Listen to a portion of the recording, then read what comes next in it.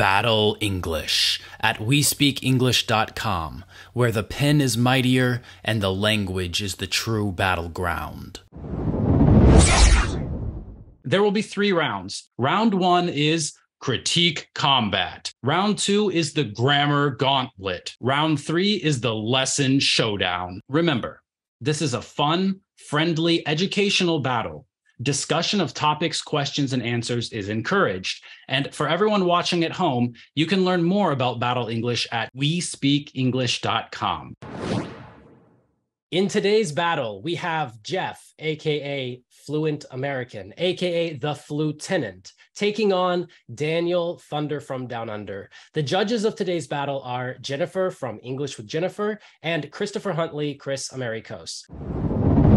Critique combat. Now let's start round 1. In this round, we'll show you short clips from YouTube videos, and you need to identify mistakes, correct errors, and explain how the topic could have been taught better or improved. Remember, points will be awarded for correctly identifying and correcting mistakes and for insightful and constructive critiques.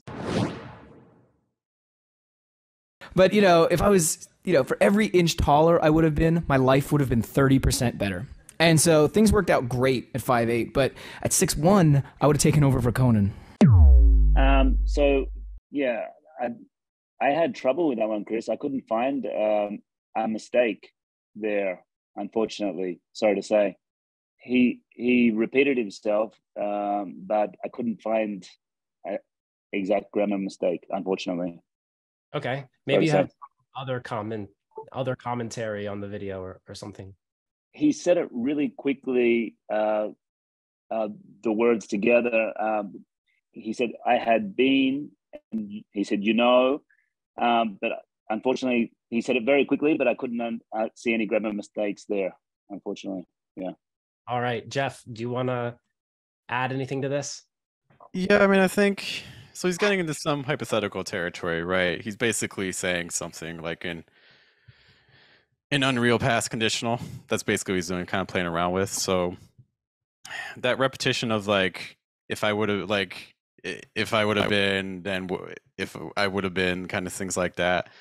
And it's hard because I don't even want to say that's necessarily a mistake, because I think situations like that, you hear native speakers. Is my wife around? This is a mistake that native speakers make all the time with unreal past conditionals. So I think it's hey, are you doing more prescriptive grammar? Are you doing more descriptive grammar? Similar to that too, he starts and he corrects himself. He says, if I was, and then he says, if I had been. So again, it's how grammatical do you want to go? If we're going textbook grammar, because then if I was, then yeah, that's not technically gonna fly. You would want if I were, but I would personally kind of feel bad dinging that, because that's how people talk. What do you think, Jennifer? I'm going to give it to you both, but of course I have to split hairs here. You're right. When we get into that hypothetical territory, there's what the rules say, and then there's what happens. And I like the language about playing around. That's what we do. So we do try to stick to standard grammar, but there's a lot of play area. The fact that Daniel's saying, what's the mistake? Yeah, a lot of people just perceive it as correct. We know what the intended meaning is, and so communication is successful. But if you start picking it apart, you're maybe he could have said that, maybe he should have said that.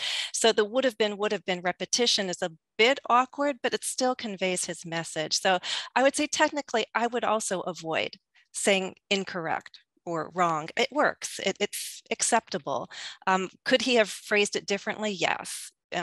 If I had been taller, it could have been different. It would have been different. So I like the labels that Geoff pulled into this. So if we really want to start talking about what we're looking at conditionals, hypothetical, unreal, counterfactual statements. So I like both of your responses, but Geoff, I appreciate that you're tackling with terms. But not necessarily giving it to hey, let's go prescriptive. The reality, all of us here agree that descriptive grammar is going to win out in the end. Yeah, great response, both you guys. All right, let's move on to the second video clip. This is a video clip from a teacher who's a non-native speaker of the language who is teaching a grammar point, and you can analyze it in whichever way you want. Some of these clips have mistakes, you might say, or some of them don't have mistakes and we're just analyzing the speech, right? So you haven't previously thought about it, you haven't planned it. Just somebody's talking about a party and you're like, oh, I'll go, I'll come with you. Yeah, no previous planning. Or the meaning is that it's something like 50-50 chance of happening. I think grammatically sounds pretty good. Not a whole lot to pick. Some article things, like she says, like there's 50-50 chance, versus there's a 50-50 chance, almost treated as like a compound noun or just a descriptive phrase there. So you do need that article. But the big things that kind of stand out to me are pronunciation wise, and we're going for American English, right? Well, I don't know. To me, it sounds like she leans more British English. So that's what I was gonna talk about. So I'll put it this way, I'm gonna phrase some things based on if a student were interested in an American English context. There's some things that I think you'd want to be aware of.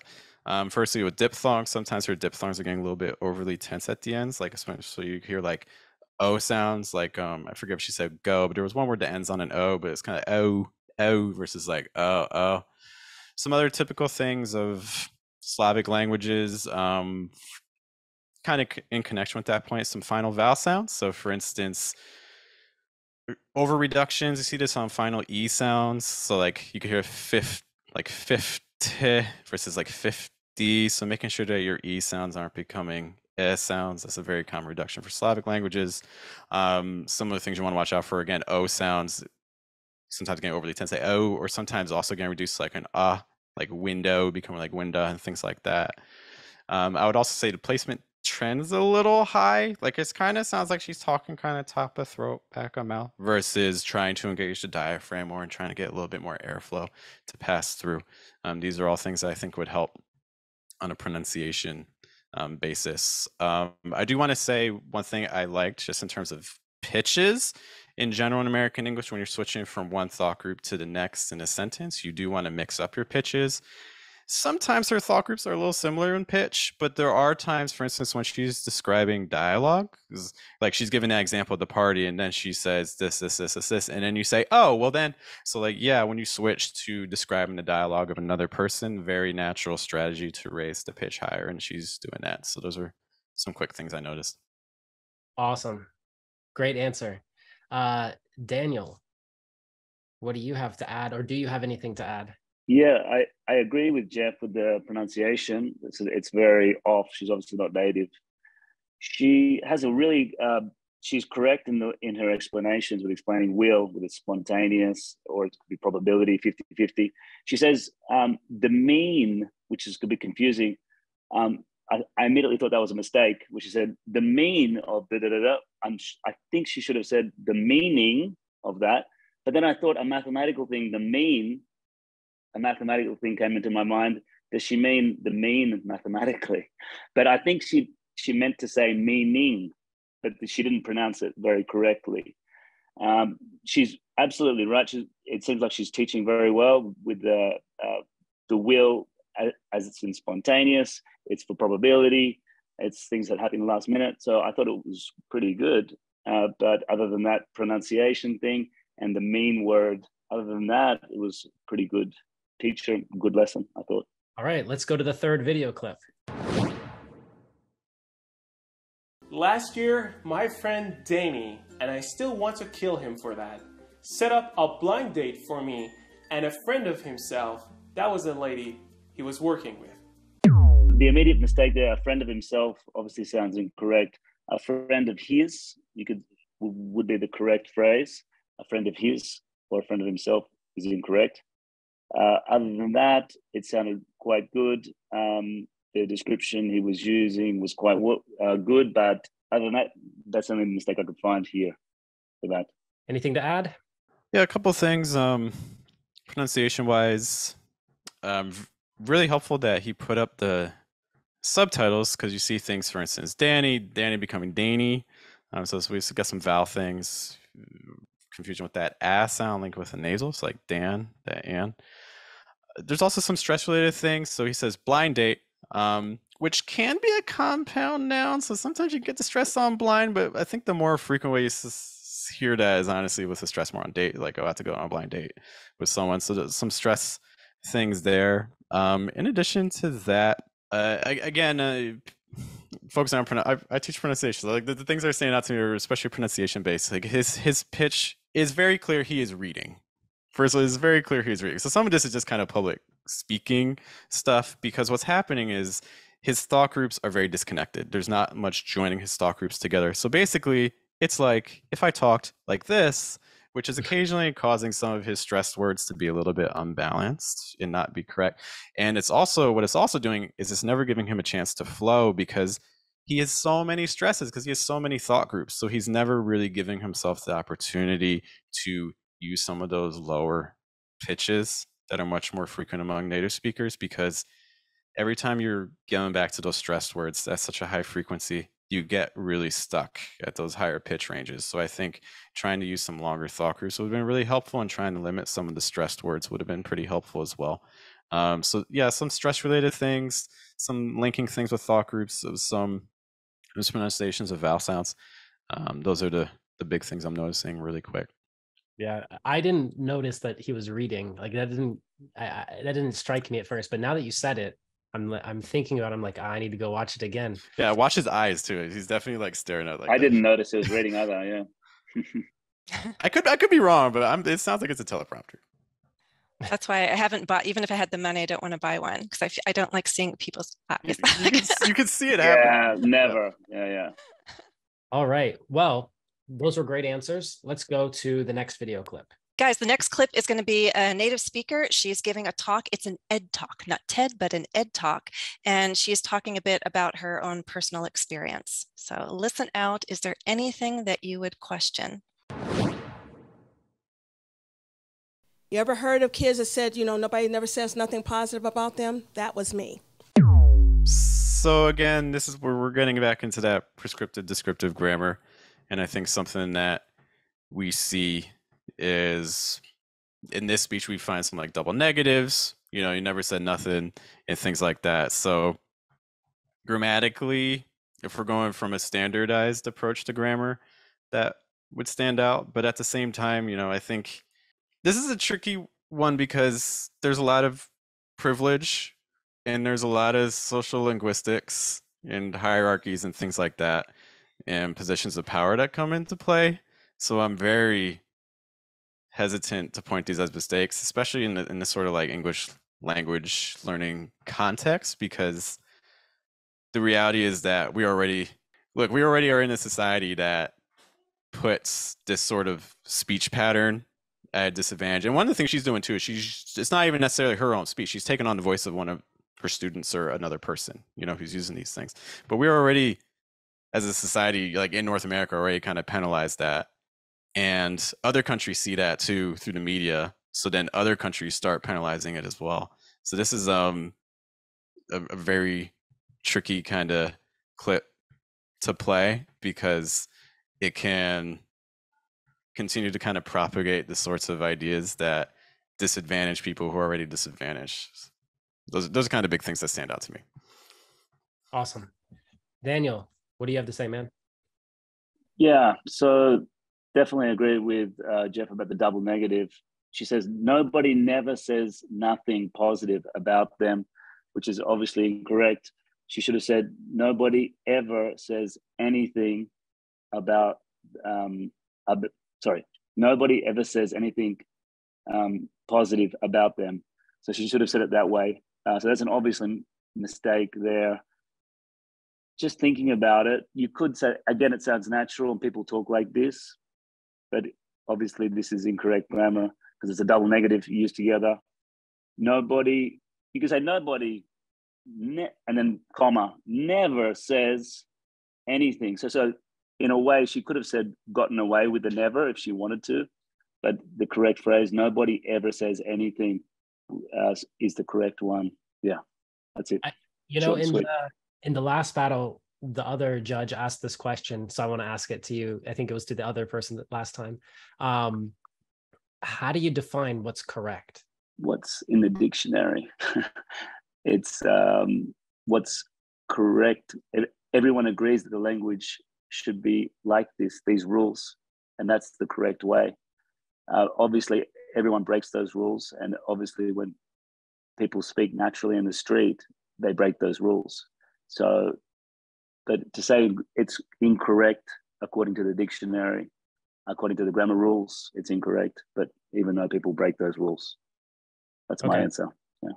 And Geoff brought up some other topics. You know, he kind of sidestepped the correct, incorrect labels on this one. And what do you think about some of those things that he pointed out, like the cultural aspects, let's call them, you know, because that was kind of his whole answer was focused on that. So maybe you can speak to that a little bit too. I mean, like you said people speak like this in real life, and if you walk on the street, you'll meet someone who speaks like this. But at the same time, this issue of being correct or not correct comes up too, right? So where do we really draw that line, I guess, is the question. Yeah, it's a complicated question, because like you say, different classes use different type of language, especially if you're talking about blue collar. It's a fine line, because they talk like this. This cultural language indicates, it doesn't sound correct to say this, but maybe the class of the person. It's complicated to explain culturally, like you're saying. It's a good question, Kris. Very good question.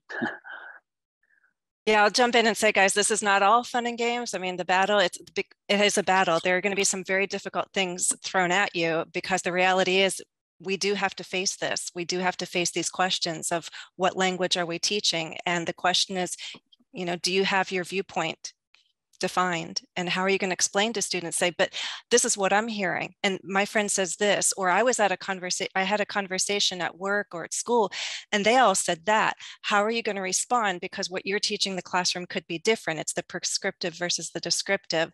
So I think as teachers, we have to be ready to respond and rethink, perhaps, are we using the right language? You know, should it really be correct, incorrect, or should it more be like, you know, standard versus variations, and then what's acceptable in certain contexts? Some words that came up in Daniel's explanation, natural. Perhaps I prefer that natural to something so rigid as correct, incorrect.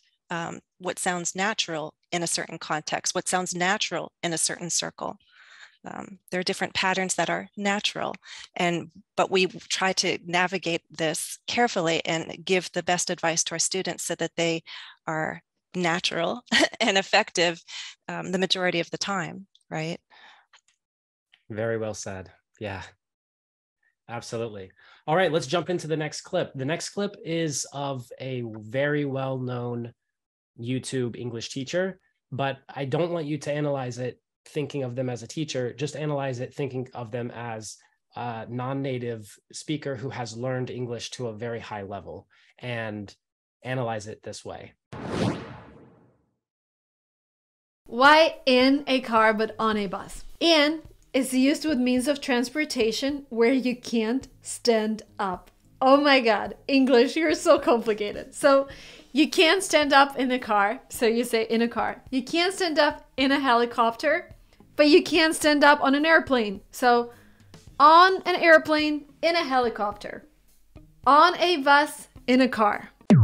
So first of all, I've never heard of this rule before. In you can't stand up.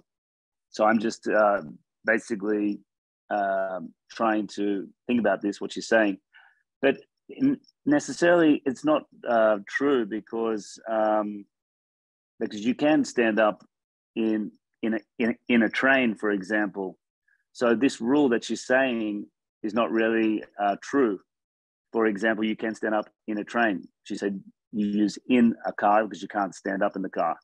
So that's what I see straight away. I like these rules. I do. And in general, they work a lot and they make sense.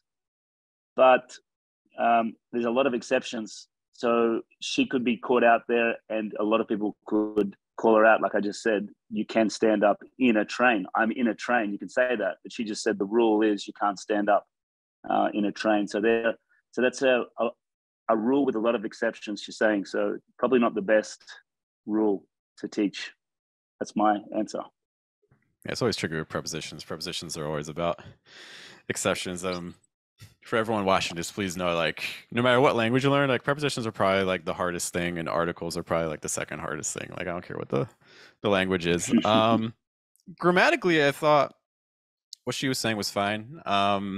So honestly, I couldn't notice anything that was glaring. So I'm gonna kind of hone in on the pronunciation again. Let's excuse me. So a couple of quick things. Again, we're seeing that a plus n combination come up as a bit of a tricky sound. We saw that with like can, like can versus like can. There was one other word in there too as well that had an an sound to kind of watch out for. We saw this with some schwa sounds as well. So just making sure that times your, versus are two different sounds. So just kind of watching out for that schwa sound. Again, that's a very common Slavic speaking thing among other language groups too. And then also just knowing that she does British English stuff too, but I know she also kind of highlights a lot of American English stuff. So I'm going to go in on that for like helicopter, like caw sound versus like ka. So just trying to make sure your ah sounds a little bit more open than the British one, which will tend to be a little bit more closed. Her rhythm was also a little bit staccato. There's moments where it steps out, but again, I think part of this is because she's using, again, a lot of very short thought groups. She's giving a lesson. I get from a teaching perspective that happens, but the result is a rhythm that does sound just a little bit choppy. So I would try to link things a little bit more with breath, maybe cut down again on some of the stressed words, and I think that'll result in speech that sounds a little bit more flowing. Very cool. Two completely different analyses, and that was really cool. All right. So now we've got the last clip, and Jennifer, maybe you can tell us a little bit about this one.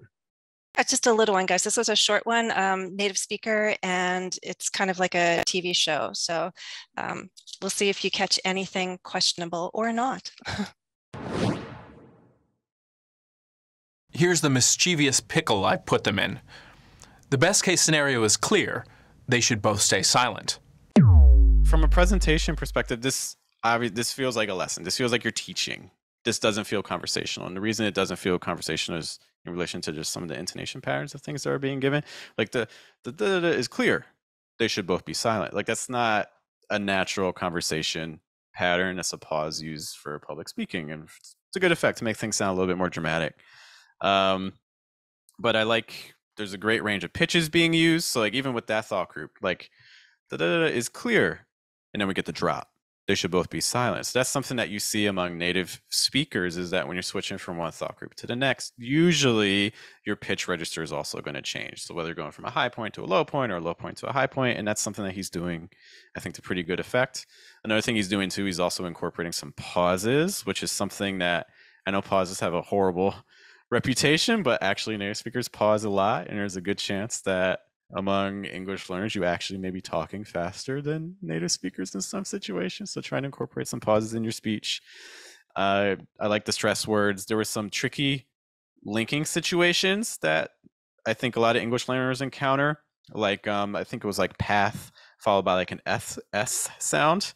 I can't even say it right there. So like if you have, for instance, like a path so, that tends to be a tricky thing. So like path so you could listen to what, I forget the exact words he used, but you could listen to what he did to get an idea of how those sounds could link. But honestly, I don't have a whole lot to critique unless the goal is sounding more conversational, because if the goal is sound conversational and not like you're giving a speech or a lesson, then we probably want to play around with some of those concepts that we mentioned. Wow. Great. Daniel? So he says the phrase a mischievous pickle, which is kind of makes you think, okay, it's like mischievous pickle. I'm in a bit of a pickle is a problem. So it makes you think it's an expression that I haven't heard a lot, obviously, and it makes you think. Great descriptive word to describe something. A mischievous pickle. It makes you think about what he's actually talking about, but from that you could interpret it in different ways. Basically, the way I'd interpret what he's trying to say is that the problem that he's talking about is mischievous. So strife very problematic. So it was an interesting phrase. I'm not sure where I'm going with this, but there it goes. Yeah. You're in a pickle. I'm in a bit of a pickle. Exactly right. The question is are you in a mischievous pickle or a mischievous pickle? Mischievous. There you go. I'd say mischievous. Really? And now we throw it back to Daniel. If you have a bookmarked dictionary there, you could check and see. I'll double check it. And you will find that what we all tend to kind of say is not actually what's in the dictionary. Okay. Can you guess what most dictionaries are listing? I'm asking either of you. You actually picked up, and I like the fact that you're thinking, first of all, I like that, that you're talking about pickle. We hone in on the fact that he's using an idiom. Not everyone's familiar with that. So we have to grasp the context and figure out if you don't know pickle, is there enough context to figure it out? Yeah, there is. But mischievous or mischievous, most of the dictionaries say mischievous, but a lot of Americans say mischievous. We don't perceive it, again, as a mistake. Is it incorrect? Perhaps according to the dictionary, but again, what's natural, what's acceptable. So we have to, again, maybe erase us rather than drawing a bold, firm line saying don't do that. You have to admit it's okay. You'll probably be understood. In fact, a lot of people do it. So yeah. Excellent. Well done, both challengers. And now our judges will give their comments and award points. Okay, before the judges award points and make a final decision about who to crown the champion of the battle, I need to remind everyone watching that the judges chose the questions, the topics, and the videos. They have had more time to think about the questions than the challengers, and they don't have to defend their answers or face a competitor. Our judges are simply providing their professional feedback, and even though they are judges, they may not always be right. So always make your own decisions about what is correct or incorrect. But more importantly, always be yourself, no matter what language you speak. Our challengers are the real heroes of this battle, and we should start by applauding them for their valiant performance. All right. Well, Jennifer, how do you think round one went? Again, I want to congratulate both competitors, both teachers. They stepped up to the plate. We threw some curveballs and they remained standing. They did well overall. I really do appreciate how Geoff was careful and cautious when there was a video with non-standard patterns there, non-standard English. And I appreciate the hesitancy and restraint he showed. And because this was difficult to say right or wrong, it's just simply not standard English, but not necessarily wrong or bad English. And I appreciate that he was, one, even hesitant to speak about it, and two, avoided those problematic labels. So I appreciated that. So I would caution Daniel to adopt more of that hesitancy, that hesitation, and not be so rigid with right and wrong. So with that point alone, which is a very important point, I'm going to lean towards giving another point to Geoff there. Although I really do appreciate that, Daniel spoke on instinct, admitting when he was comfortable to comment and when he had some doubts. That's important for any teacher to admit. There were times when both had to say, I don't see anything wrong. Good answer. It actually is. If you don't see something wrong, why are you searching then for something wrong? So I appreciate the restraint and hesitation that Geoff was very open about how he felt. I would caution these competitors and Geoff too, use some of that restraint also when you're critiquing the non-native English-speaking teachers, because we want to critique in such a way that we don't undermine what these teachers are able to bring to the table. So nitpicking with pronunciation, got to be careful there too, because is it really wrong? Is it really a mistake? If it's falling within the range of what's comprehensible, I also don't see that as wrong. The goal is communication. So be a little cautious there. Yeah, I really liked how the discussion around round one and really this whole battle was about prescriptive and descriptive.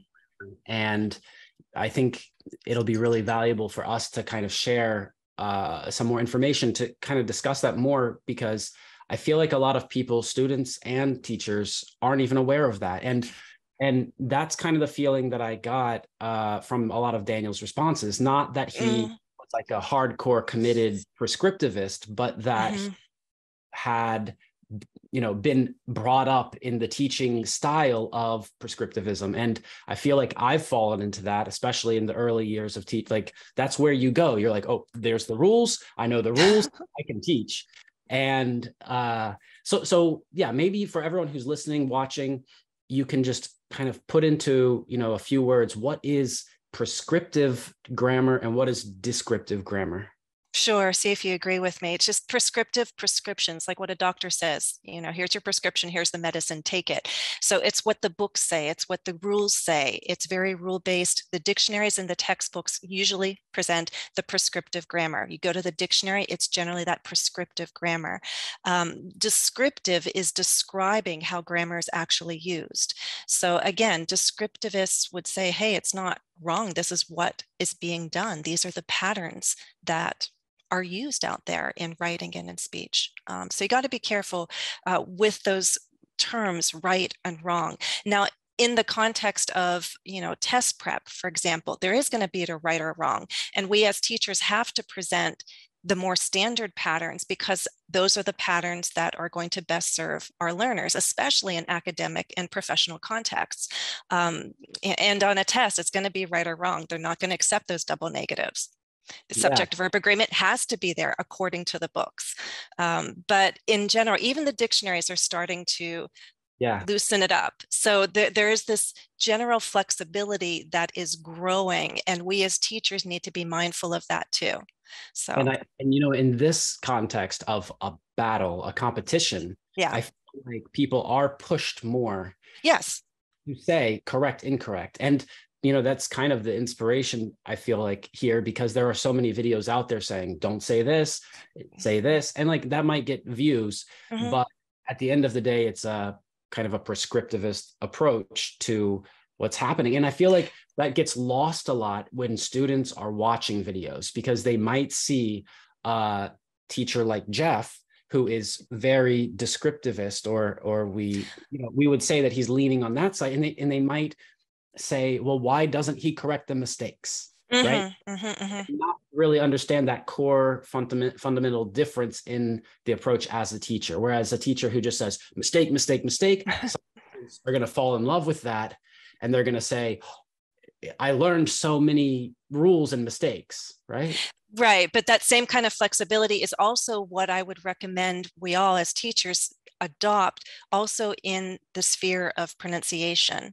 And so that's why as a teacher, again, you're going to have some who promise, you know, total accent reduction, not reduction, elimination. I never promise that to my students. I promise reduction, not elimination, because my goal is to make them comprehensible, you know, comprehensible speech. So you got to be careful too in critiquing what is exactly a pronunciation mistake. If it's affecting communication, if it's becoming difficult to understand, then yes, we need to point it out. Their intonation was off. If the intonation is off, there really could be a communication problem. But, you know, with vowels, there's a range, I believe, of what's acceptable and what's comprehensible. So just a little more caution in that sphere is what I would have liked to hear, or would like to have heard. See, and there you go. So whatever comes out, comes out. And, you know, we fall into that trap too. Did I just say that correctly or not? Yeah.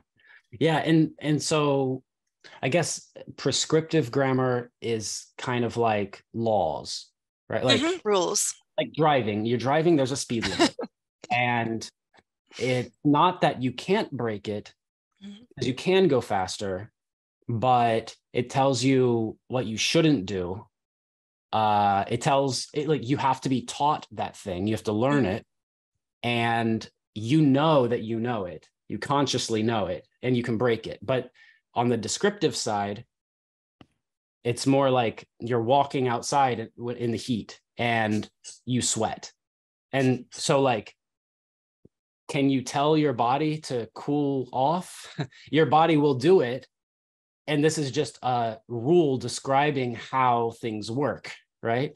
It's not a thing that, like, you can't break that rule. It automatically happens, and you do it without thinking about it. And you don't know the exact rule. Like, your parents didn't say, your body starts to cool itself down, or they didn't give you the scientific explanation, right? So like, there's rules in both ways of approaching it, but instead of saying this is what it should be, and I think Geoff made a really good point here, connecting that to power structures, social structures. Yes. Right? Language is connected to culture. It's connected to social values. I mean, yes, the language is not isolated. There's a lot of things connected into it. And I think that Geoff was more aware of that in this battle. However, I do appreciate that Daniel was open about some of the judgments made, like context, that when people do hear non-standard variations, there are some conclusions that people jump to. Oh, this person belongs to this social class or that group or what. So judgments are made. We can be open and honest about that fact. But again, we ourselves need to show some restraint, and especially when we're using words like right and wrong, or don't say that, don't say this, but having awareness that you can bend rules this way and that way in certain contexts. And part of our job, especially with the more advanced learners, is to teach those nuances, that for this audience, for this context, how do you want to communicate? And we teach that flexibility, which is a difficult thing, takes time. Context is really key, and it's really hard to teach context. Especially when you're like, especially in an online classroom, because you are limited to certain things. Like, you can role play as much as you want, but there's nothing that prepares you for, like, this morning, I took my mom to the airport. We stopped at Dunkin' Donuts, went through the drive-through, and I could barely understand what the guy was saying. And I'm thinking to myself, how would a foreigner? Oh yeah, I've done that. Yeah, speaking through the machine there, like, it would be impossible. I've done that with phone conversations, and this is the thing. So comprehensibility, that's the key. And so a lot of the teachers that we saw, I think they had comprehensible speech. It was clear to my ears. And they were teaching grammar, which means they were what they were bringing to the table was good. Their pronunciation was clear and accurate enough to successfully teach those grammar points. So I wouldn't nitpick with pronunciation there. But when I was on the phone a couple times, with customer service, it often is somebody overseas. And I think my ears, like yours, they've been trained, and I'm pretty good at understanding a range of accents. So for me to actually struggle to understand somebody in customer service, not even due to connection, but pronunciation, there's an issue. And so I wish I could help that particular kind of person on customer service calls, like, slow down, first of all, use the thought groups, watch those vowel sounds. Pointing out comprehensibility and like intelligibility, being able to understand what the person's saying. I really believe that that's a core element of communication and language learning, because that's the whole point. It's not about being right and wrong. It's about understanding each other and communication. So from that perspective, I've now taken another perspective that me as a native speaker, whatever that means, that's a separate discussion, right? Whatever that means, like, if I go to Pakistan, if I go to Saudi Arabia, if I go to Malaysia, people speak English differently. There's a different variation, and everyone there is used to that. And so for me to be more comprehensible, I need to change how I speak English to be more intelligible to the audience I'm speaking to. And so I don't feel like it's limited to our students who are non-native speakers. I feel native speakers also have to learn this. That's why we get so adapting much at conferences, right? Where the native speakers are the people who they understand the least, because we like idioms and all of these strange phrases that just speak to the audience that you have, right?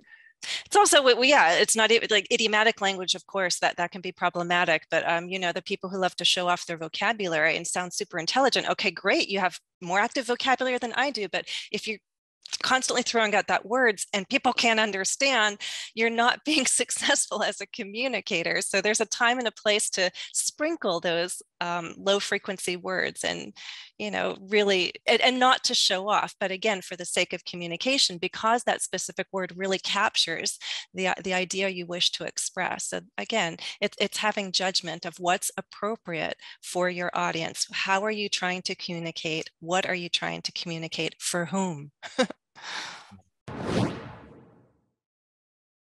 I feel like there was just a really stark contrast of, Yeah.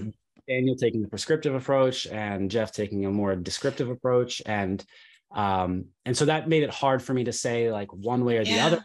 Yeah. I have to give Geoff 3 points and Daniel 2 points. That's how I was going to fall, 3 and 2. But guys, thank you for stepping up to the plate, handling those curveballs. Mm-hmm. Oh yeah, they both had a great performance.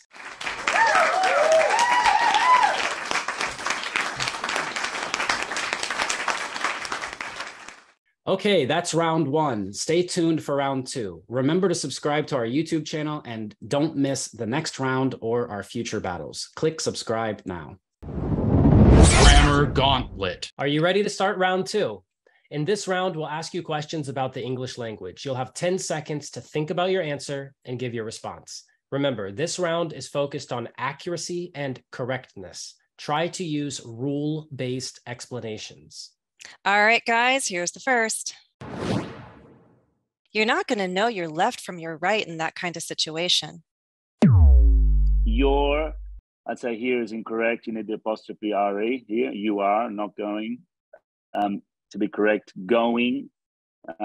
They put it together there. Again, this is natural speech. We normally say this. We don't usually write it. Going. You are not going to. No. Should be the correct way it's written. Left from right, in that kind of situation, it should be written.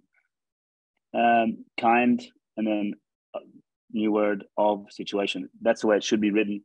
But this is very natural, especially in speaking.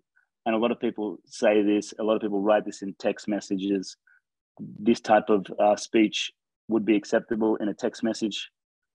But grammatically incorrect, those points that I pointed out to you, you would never write that down in a job interview or an essay or anything like that. It'd be very incorrect.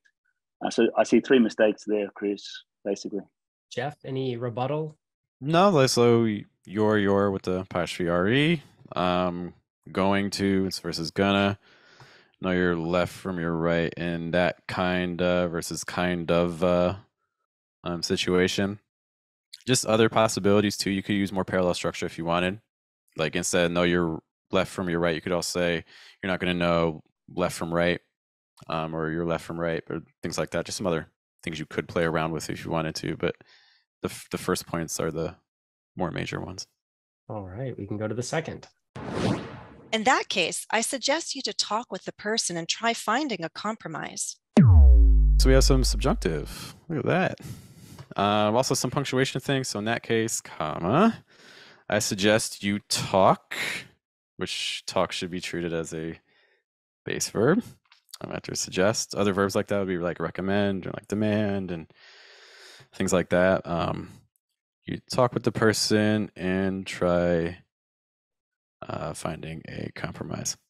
Those are the big things that jump out at me. Daniel, anything to say or add here? Yeah, I'd put the comma after in that case. The comma goes in writing to be really strict here.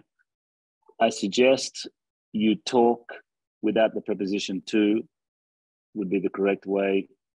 Although people can sometimes say this in speech because you use with communication to talk, to listen, with movement, to go, to travel. So here it works. It sounds okay in speech to talk. But the correct way, again, in that case, I suggest you talk with the person and try finding a compromise. So yeah, that's the main mistake I see there. I think the person's confusing the possibilities. First, I love that subjunctive is brought in because that would be the first option to fix this. But there is an option to play around choosing between infinitives and gerunds.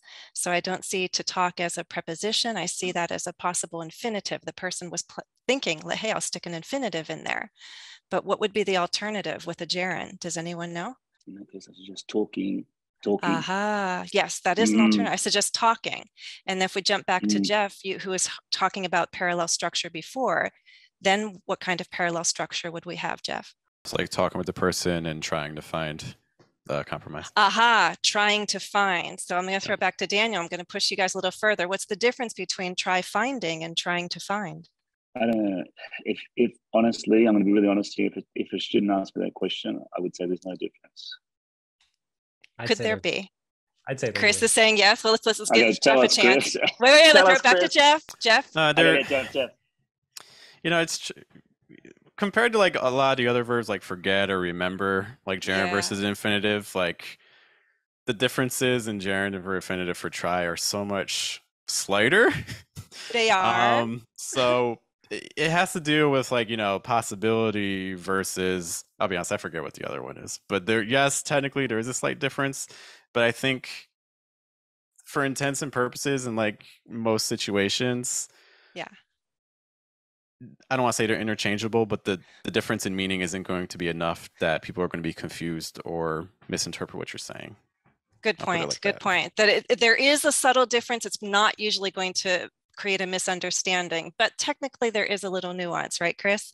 Yeah, I would say, like, I've had this come up before, and I usually explain it that try plus gerund is when you try something for the first time, and try plus infinitive is when you use your energy or strength. And actually other languages will translate that as separate verbs because those are actually two different meanings. So that's usually how I explained it. If you have a stain on your shirt, you can try using salt or try using club soda. You're experimenting to get it out. Well, I tried to get it out and it didn't work. You made an attempt and you were not successful. So I often think about try plus infinitive as an attempt and try plus gerund as like, oh, you're kind of testing things, experimenting. Little subtle difference. All right, here's another one. It is without a doubt relentless in that the pace is unforgiving. And there is a constant push to go and continue going. Just looking at this at first glance, I'm having difficulty finding a mistake or a problem here. What I'm thinking I could take out is that, and the phrase would still make sense. It is without a doubt relentless in the pace is unforgiving. This one's got me a bit stumped, to be honest. You know, not all sentences have mistakes. So if you don't find a mistake, you can. Okay. Yeah. Do you like it? Do I like the phrase you're asking? Yes, I do. Yeah. Persistence, continue, never give up. Definitely. Great phrase. All right, Geoff, what do you have to say? Yeah, I'm personally okay with the sentence. I mean, I wouldn't be surprised. There's going to be people that write it with commas, like it is, comma, without a doubt, comma, relentless, and that pace unforgiving. But let's be honest. I mean, most native speakers don't even know how to use commas, so it's not a big deal. I'm personally okay with this sentence. I haven't prepared anything for this beforehand either, so I'm just looking at it now. And the only thing that really bothers me here is the phrase "in that." This is the first thing that really jumps out at me, and that I don't like the comma there, but I don't like commas in general. So, but in that, it is without a doubt relentless in that the like I would just remove that. I would remove in. I would say it is without a doubt relentless that the pace is unforgiving, and there is a constant push to go and continue going. I'd probably take out that word in. I think we're moving in the right direction of things need to be taken out. What bothers you? Sometimes it's not incorrect at all. There's not a single grammatical mistake. There's nothing wrong with it. You can write it that way, but advanced students often have to work on wordiness and repetition, redundancy. If you really want to write at a polished level, then you have to start looking at the little things like that. So there's not a single grammatical mistake here. The question is, could it be worded better? Could it be more concise? So there's my challenge for you. I personally feel it's fine. I think it's a lot rather wordy. It's a mouthful. It's probably hard to read the first time. You probably had to read it more than once. And that's probably because there's a lot in there. So here's my second follow-up challenge is, could you rephrase it and make it a little bit more concise for me? Just what's the person saying? It's 100% very difficult, and it's you just have to keep going, basically. Yeah. Okay. Geoff, would you give a variation? Yeah, I mean, I think this is a case where taking longer sentences, shortening them either into smaller sentences, or using things like the dreaded semicolon or something like that, you know, like, it is without a doubt relentless, semicolon. The pace is unforgiving and there's a constant push to go, continue going, you know, something like that could make it a little bit more concise. The semicolon would take out in that, which kind of bothers all of us. In that is a wordy little structure. You don't really need it. Could we also, like, to go and continue going is also repetitious. You could, again, and repetition can be used for emphasis and dramatic purposes, but you could also say, undoubtedly, the pace is relentless and unforgiving, period. Yeah, I'd enough said. Like, yeah. Relentless means it's like it's constantly pushing you. Or maybe you don't have to choose both. You could choose between relentless and unforgiving. But I think there's some redundancy in this statement. Definitely. That was a great example. Okay. All right. Here's another statement for you. We wish to express our admirations for your efforts are most commendable. So y'all just keep it up. I think I'll read it again to give you a little hint. We wish to express our admirations for your efforts are most commendable. See, I'll just keep it up. So a lot of different ideas here. So it's turning into a run-on sentence unintentionally. So I think we do need some punctuation to step in. There's also some grammar things like we wish to express our admiration, singular, probably comma, for your effort is most commendable. I would personally probably use a period there. So, comma, just keep it up. Though I will say that context would be really helpful here, because if this is something that's a little bit more formal, then that last part is leading, kind of trending more informal. So if you're trying to maintain the same tone, because stylistically right now it's a little bit jarring, because it's kind of jumping a bit in tone, in style. So instead of ending, so you all just keep it up, you're probably ending at something more like, so your efforts most commendable. We look forward to your continued excellence, or something like that. I think would be a little bit more fitting for the general tone here. I'm still trying to figure out how Jennifer got in my email inbox, because I swear I've gotten this before.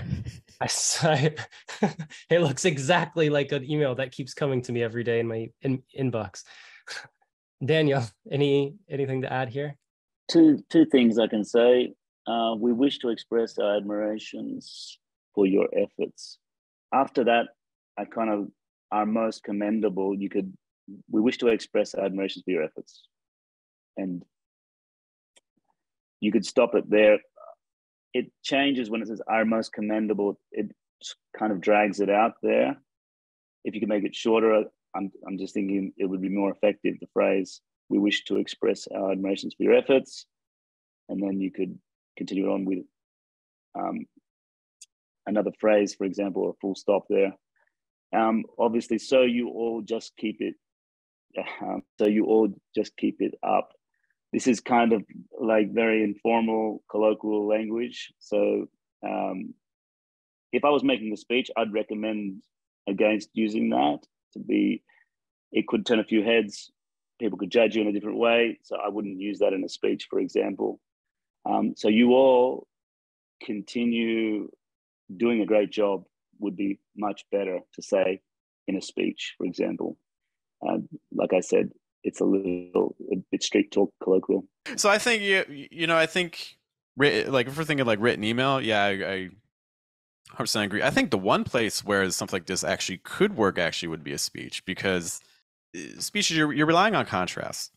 American English loves contrast. We need things to stand out. So your contrast here would be going from that formal speech to something that's more informal and casual. That's how the person presenting can start to establish more of that relationship with that audience. It needs to be done right. You need the right delivery.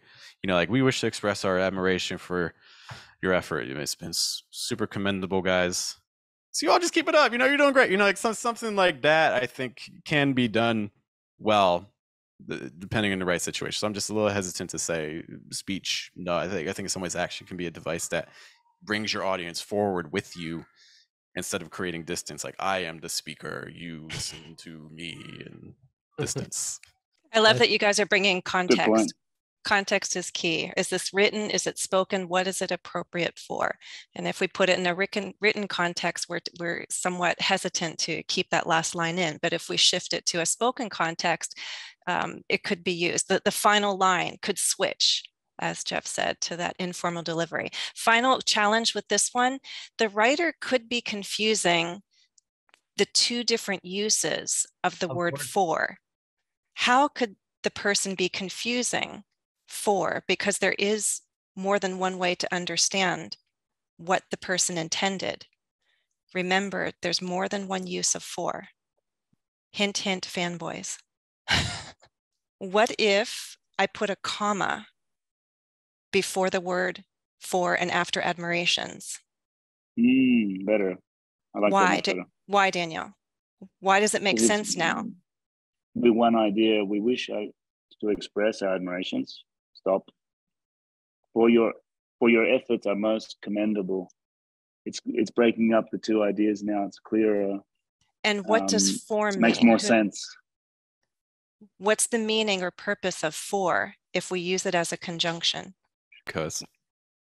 Exactly. Like we always rely on the and, but, so, or as the common ones. But remember that for and yet are little more formal conjunctions, especially if we're going for that more formal tone. We wish to express our admiration for your efforts are most commendable, at that tone. So y'all just keep it up. So it's possible. Yeah. And I liked how the intonation also changes, because when you start to pronounce it that way, then you have to make that, like Geoff was saying, thought group, that group of words for your efforts. If you don't say it that way, then it sounds like it's the other meaning of for, right? Like for your efforts. But admiration for what versus for as a conjunction, adding on another independent clause. And that we can debate back and forth. We don't have enough context to determine whether efforts singular, efforts plural is appropriate, but super. All right. Put on your thinking caps. Here's a statement. While driving to work, my car started making a terrible noise. I had to pull over. Okay, so we have some participle issues. Your car.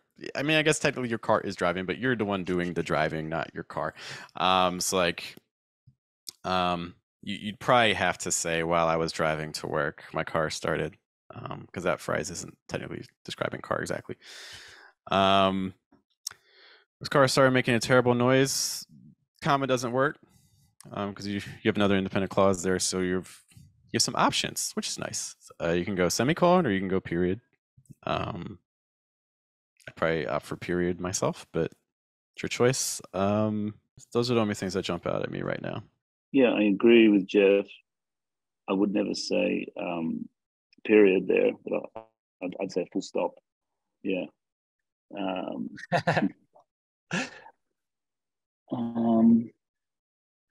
I don't see a mistake. If a student asks me what's the mistake here, I would say to them there's no mistake. While driving to work, my car started making a terrible noise. I had to pull over. It seems fine to me. I've got no real comment. Like Geoff said, you could put a full stop after noise to make it nice and simple, but that's about it. That's all I got, guys. Yeah. All right. I think we're back into that area of what is effective communication. And, sometimes the so-called little mistakes actually don't affect the intended meaning. I that I was driving to work. It wasn't, of course we have self-driving cars, by the way, so maybe we can get into that. But but technically, the subjects of a reduced clause and the main clause have to match for it to be fully logical. Final challenge here, though. What if I do want all three parts to be connected in one long sentence? Can you suggest something I can insert after the second comma? You could just say and I had to pull over instead of the comma. Yep. Or then. Sorry. I accept and. There's one more that I would accept. I wouldn't accept then. Okay. As a result, what did you do? Yeah, I mean, you could use, so would be a common way, especially hearing it. Right. Of course. So or and, yeah. And I think that's another common one. If we're talking about writing, you want to have real strong writing. Just remember, then is not a member of the fanboys. So it's not a conjunction. We don't do comma then, comma and then could work. Super. Awesome. Well, now let's get to the 6th sentence. John studies in Ireland, but I study in US. Straight away, I see there should be the definite article here. I study in the US. It should be the US. John studies in Ireland, but I study in the US. And if you wanted to be really correct, the USA as well. And just thinking, I'm questioning myself if those dots should be there. We call them full stops. Geoff would call them periods. The USA. That's all I can see there, guys. I'm questioning if the dots, the full stops should be in between the USA. That's being completely honest there. Okay. Geoff, anything to add? Yeah, the US. I would keep the full stops for that period. That's it. That's it. Oh, so, like, as a follow-up, what is the rule? Because a lot of learners are watching, and like, what is the rule for US, USA? Should those dots be there? Should we have an article? Do we always have to have an article? What do you guys think? Can I jump in, or is Geoff speaking? Okay. So with all acronyms, USA, the UK, USSR, we always put the definite article, the. That's really important. Other countries, all the other countries, you can use it without the definite article. Australia, you would never say the Australia, the America, the England. So the rule is always acronyms for countries, USA, United States of America.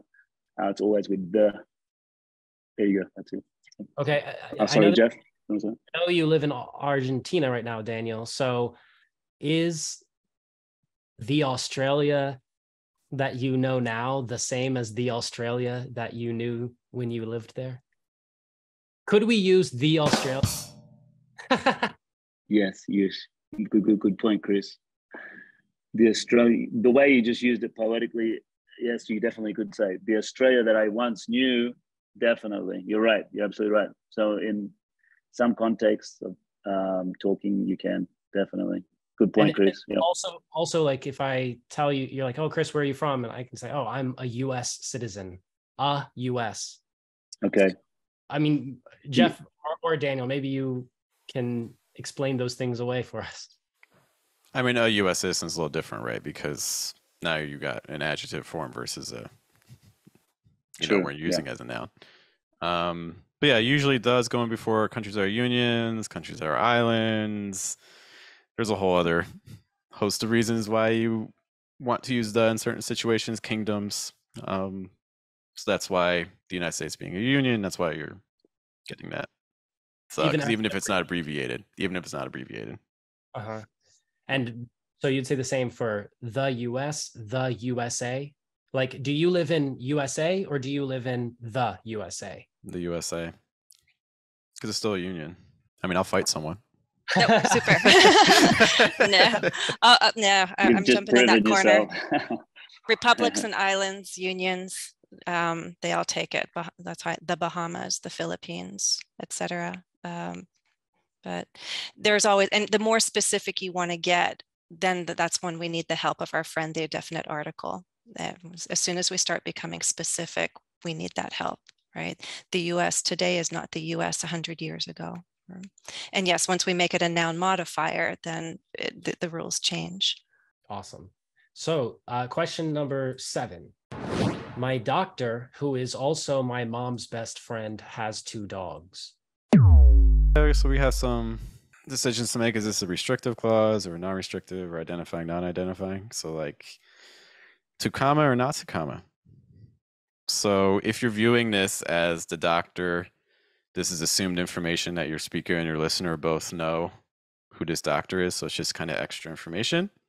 Then you want a comma after doctor, and then you want another comma after friend. But if you have multiple doctors and you need to specify my doctor who is also my mom's best friend, oh, not the other doctor. We don't like him. We like the doctor who's my mom's best friend. In that case, then you would not want to have the comma. So you're left with this very beefy sentence with no punctuation. Yeah, that's all I got. Daniel, anything to add here? I can't see anything wrong with this sentence here, guys. The only thing I can say from British English is the spelling of mum is, I still see it. That's the only thing I can comment on. M-U-M, as we say in Australia, New Zealand, and England. But other than that, that's about it, guys. Nothing to say, I'm sorry. Throwing out a challenge here. Who can read the sentence two different ways depending on whether or not we have commas? How does our reading of the sentence or the pronunciation of the sentence change? Who wants to stand up, take on that challenge? If we add in the commas, would you read it differently? So if I have commas first time, my doctor, who's also my mom's best friend, has 2 dogs. Because a lot of times, like when you get those little phrases, not always, but a lot of times the pitch tends to drop because it's kind of just extra information. Whereas if you need the information, my doctor, who's also my mom's best friend, has 2 dogs. So we've got the next question. I'm not sure whom he is speaking. Daniel, you're up. I'm not talking about the continent. I mean, Okay. Straight away, I see 2 things. Okay, 2 mistakes I see straight up is I'm not sure whom. There should be an E at the end here, whom, W-H-O-M-E. I could be wrong, but I'm just, whom is speaking to. There should be the preposition to. I know I'm putting my neck out here because I could be wrong with that spelling. Just going to tell you what I'm thinking. W-H-O-M-E, speaking to. They're my 2 guesses. Okay, so 2 mistakes. Whom, the spelling, W-H-O-M-E, and then speaking to with the preposition. They're the 2. A couple things here. Yeah, so the whom is the part that is obviously getting a lot of attention. There's a lot of ways you could do it. If you want to sound awkward but correct, you could say, I'm not sure to whom he is speaking. If you want to sound more natural, I'm not sure. The most natural sounding phrase is also non-standard by textbooks. The most natural way to say it is probably, I'm not sure who he is speaking to, but some people's heads are going to be screaming at me because, like, grammatically that looks horrible because who should be whom because it's an object, it's an indirect object, and I'm also ending the sentence with a preposition. Oh my gosh, I'm a horrible person, but that's the most common way to hear it. I'm not sure who he's speaking to. That's honestly what you're going to hear. so why do you think to whom is correct and speaking to is not correct? I don't, to be fair, I don't personally believe that. I just, if you look at like textbooks, a lot of textbooks are going to be like, no, we can't be doing that. But yeah, so, you know, a lot of people apply rules from like Latin to English. So they're like, in Latin, you can't end on a preposition. So in English, you can't end on a preposition. Even though in English, it makes perfect sense to, whereas in Latin, you get into some problems. So I'm personally okay with not doing that. And then who versus whom? I mean, let's be honest. If we have this class in another 100, 200 years, there's a very good chance that whom may not even exist anymore as a form. You know, but it still does exist currently. So it is an object form. It's your indirect object form. So in theory, as indirect object, it should be the form you're using according to standardized grammar. Awesome. Would you guys accept, I'm not sure who he's speaking to. Of course. I'm not sure who he is speaking to. Yes. I'm fine with that. I am too. I think, again, prescriptive, descriptive, but actually the textbooks are catching up. They recognize that there's a range. And if we're going to say to whom, whom he's speaking to, who he's speaking to, and then there's a range of like the most formal to more everyday English. So as long as we point out to students, it's all acceptable. It's how high you want to go in terms of register. But most of us are not going to say whom. Daniel threw the gauntlet for me. I had to Google this quickly. HOME. I was like, what? It is an obsolete form. He actually has a point there. It exists, but maybe in another century. I don't know.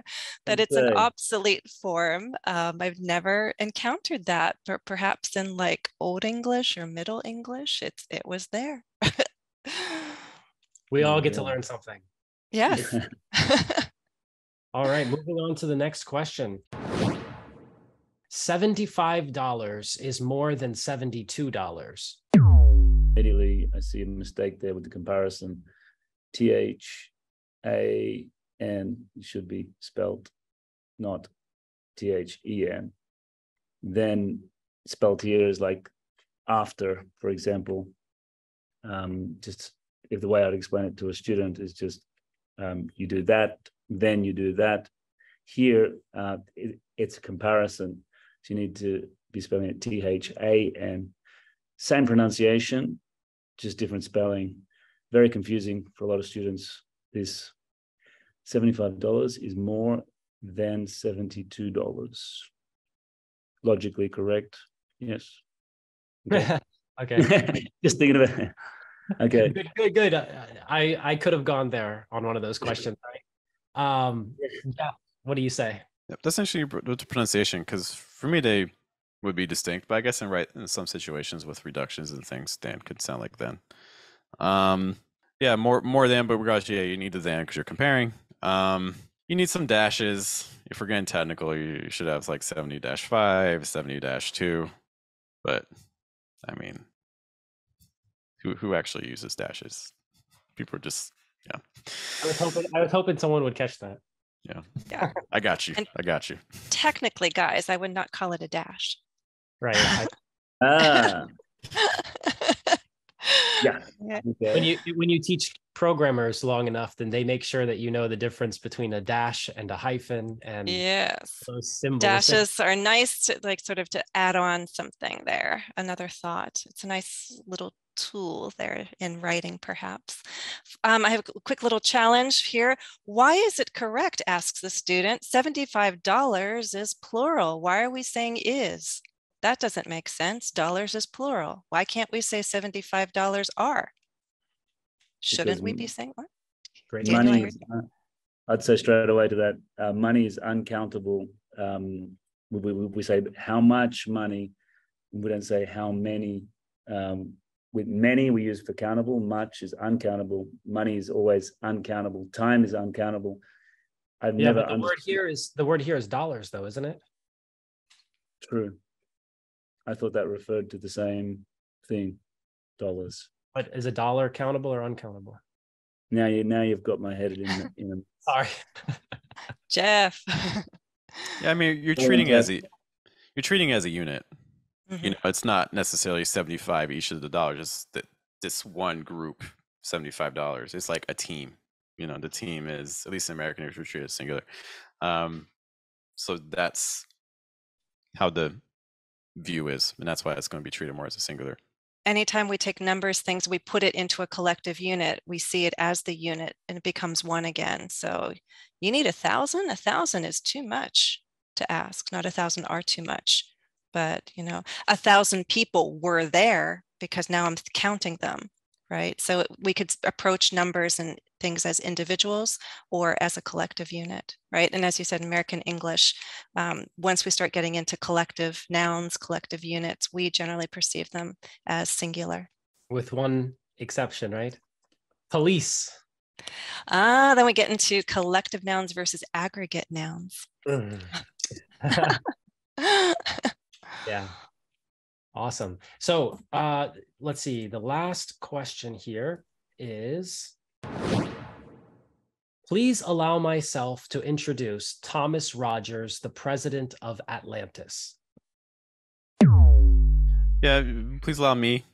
It's gonna be much more frequent. I think a lot of times, sometimes people get confused, like, oh, do I use myself? Do I use me? So a lot of times people end up using myself and selves and things like that to kind of just avoid the confusion. But honestly, please allow me to introduce Thomas Rogers, comma. So we have some positives going on. Look at that. So nouns followed by nouns that are describing the first noun. So you'd want a comma after Rogers. Please allow me to introduce Thomas Rogers, comma, the president of Atlantis. Roger that. Daniel, have anything to add? Yeah, I agree. I would say the same. Please allow me to introduce Thomas Rogers. Sounds more natural. It's more commonly used, definitely. So, yeah, that's what I have to say. Do you agree that there needs to be a comma there? After Thomas Rogers, yes. Please allow me to introduce Thomas Rogers, comma, the president of Atlantis. Yes. Yeah. Do you see any other mistakes in the sentence? No. Okay. Mm-hmm. Challenge, guys. When, asks the student, when do we capitalize P in president? Like I sometimes see it like capital, but sometimes I don't see it capital. When do we use an uppercase P? I'm going to go. I've got a little inkling here. I'm just going to go for it. Okay. When you just say, when you just say the president, stop. That's when you use capital P, just the president. But if you're going to continue on, it's without the capital P. I imagine that it has to do with the position. No, not every president is the same kind of president. How much power does the person have? Power. Yes. Yeah. What if I say, Mr. President, may I ask a question? Yeah. Treat Yeah. it almost like a name. That would be a capital As P. an address, right? If we're As a addressing name. them, yes, Madam President, or Mr. Yeah, President, Capital P, yeah. capital As a P, President Clinton, President Obama, President Biden. Yeah. Yes. Name. Okay. But technically the President of the United States, Not capital. no, Without you a don't need capital to. Exactly. So little things. Again, if we're speaking, we don't have to worry about all this, but if we're writing, it might matter. Yeah. If you're writing to the president and sending a letter off to the Oval Office, you want to get it right. Exactly. So what if you just Definitely. said, what if you just said president? Hey, President. Yeah. Would that be capitalized or not? I'd probably capitalize as a name, like Yo Prez. Don't worry. Right, even if you're dropping the Mr., imagine if you call your friends like, hey, Crook, hey, Anderson, we're using their last name. So it's similar to that. You're using it as an address. So yes. All right, that's the end of round 2. Now our judges will give their comments and award points. Great job to both our challengers. Okay, Jennifer, how do you think round 2 went? The sentences, again, we threw in some challenges and we kept raising the bar with follow-up questions. So again, the guys were good, not shying away. I actually really appreciate that Daniel admitted when he didn't have an answer, he was uncertain. That's something that I've taught in teacher training, that you don't have to have all the answers. And this is not where you fake it till you make it. If you don't know the answer, you don't know the answer, because you don't want to risk giving wrong information. And if you just give what's based on instinct, that's fine. But then you say, I think, I'm pretty sure that, but let me get back to you. Let me follow up. So I appreciate that. I appreciate that kind of genuine, honest approach. When doubts surfaced, he was open and honest about that. And I think that's actually a really good sign. I agree. I really agree with you on that. And, you know, the biggest red flag for me is when a teacher says, that's just the way it is. That's just the way we speak, you know? Great answer. Yeah. It's like, at least say, I'm going to go find the answer for you. That would be better than just saying, that's just the way it is. Because I remember in my first lesson ever, I gave that answer. And I remember that was the worst answer that you could ever give. So yeah, I really like that Daniel did that too. And we're all experienced teachers of some years, probably me more than others because of my age, but Even so, I want to even say to those teachers who are possibly listening who are experienced with years under their belt, hopefully we too remember that we don't know everything. There are questions that still humble me, or comments, but Jennifer, I think you said this and that's not right. And I'm like, really? It happened about a week ago. There was a comment on a video and I was like, oh my gosh. No, I'm pretty certain that I got it. And then I go into my network and I start asking teachers whose opinions I really value when it comes to grammar. And they go to their books and we come back and compare answers, because I really want to make sure that I can stand behind explanations that I've given to the public. So this is important. It's a responsibility to answer questions to the best of our ability. And if you can't at that moment, go follow up and then come back. That's important. What I loved about Geoff here is that he's really building his reputation and his collection of videos on pronunciation. He's a very good pronunciation teacher, but we saw here that he does have a good, very good foundation in grammar, and that came through. And I appreciate seeing that foundation. I think it's a foundation that all teachers need to have, no matter what niche they choose. It's the foundation there. And I love that he sees not just the foundation, it ties into things. So he made the connection between grammar and pronunciation, and I appreciate that. Yeah, and a lot of teachers shy away from grammar.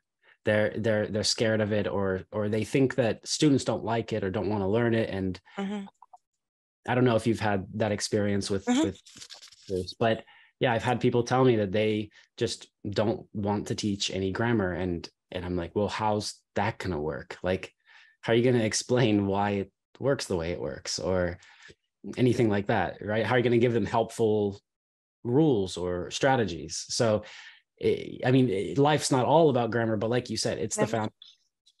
And there are opportunities to really bring it in to show why it's important. And Geoff revealed through his answers that he not only has that foundation, he can make the connections and has thought about those connections. For example, dealing with what kind of communication, is it written or spoken? And also register. He showed awareness of register, whether something is really formal or informal. That's another way to think with communication. When you think about your audience and your purpose, you should also be thinking about your register. How casual and relaxed do you want to be, and perhaps bending the rules, and then how formal you want to be, and perhaps more prescriptive there.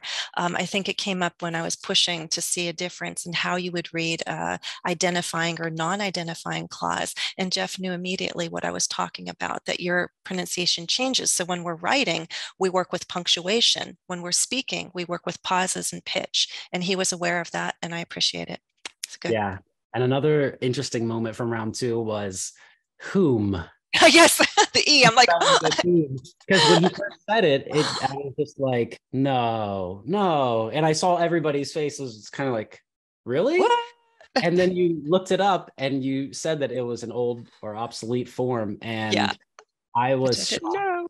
Yeah. But yeah, so you just don't think you ever know everything. But that said, I think Daniel should give some more thought to how he's going to talk about who versus whom, because that question does come up and will come up again. People will ask students, like, well, who uses whom? And lower level students need us to clarify again the difference between object and subject pronouns. But again, with register, we need to explain that, who did you write to is the way that we speak in everyday English. You wouldn't say to whom did you write? So it's all about register. Can you strand a preposition? Can you use who as an object? And Geoff seemed to have more comfort with that kind of a question. Absolutely. And in your real life, do you ever say whom? Rarely. I can't even remember the last time. No. The only time I actually use it is if I'm starting an email to a person I don't know, to whom it may concern. That's the only one. Yes. Okay, yes, then I admit, because I write letters to the school. And when I have to write letters to the school, I follow the format that I was taught way back in junior high, because we did learn proper formatting for business letters, where the date goes, greeting, closing signature, and I write to the school to whom it may concern. Please excuse my daughter, blah, blah, blah. So whether it's, tardy note, absentee note, to whom it may concern. So in writing, register, yes, I've used it this year a number of times. Yeah, I can't think of any other situation when I've used it. Definitely not in speech. No. But yeah, I agree with you that Geoff really shined in this round, and that I'm going to have to give him 4 points on this one, and Daniel 1 point. Okay, I would lean that way, but I still want to praise Daniel for the genuine admission, because I think it's so important, and to remind teachers, don't fake it in this case. When you're trying to give answers and explanations, if you're not certain, be genuine about that. And I appreciate Daniel overall, and this gets into the next round, but I really do appreciate how genuine he is in his style as a teacher. So for that reason, I'm still going to stick to 3 and 2. 3 for Geoff, 2 for Daniel.